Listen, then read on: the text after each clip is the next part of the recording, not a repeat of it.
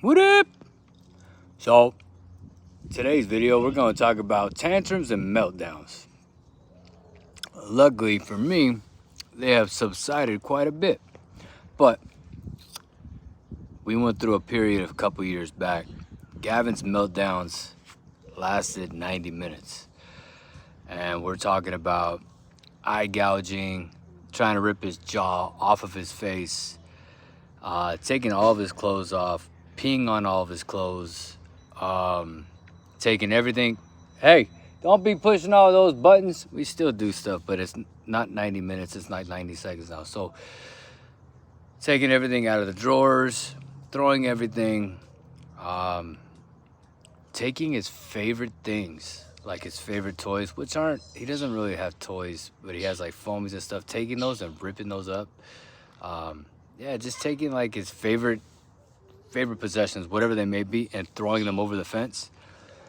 But the hardest one was when he was doing, he never did the full on like head banging against stuff too much, not like I've heard, but there would be other type of self-harm.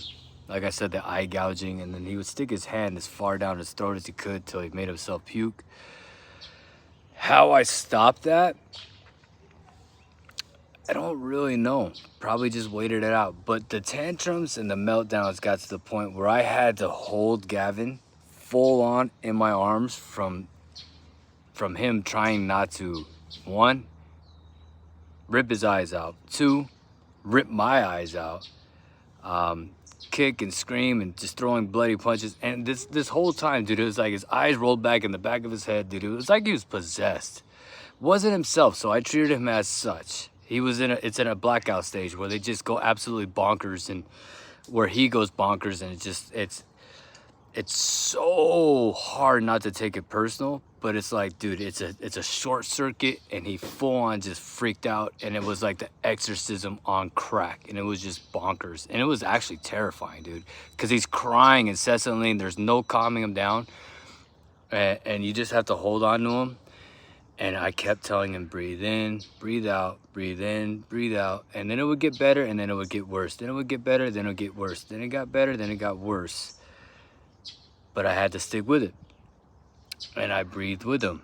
Yes, missed lots of things because of this self-care. What is self-care anyway? So anyways, it was just tantrums and meltdowns in my situation.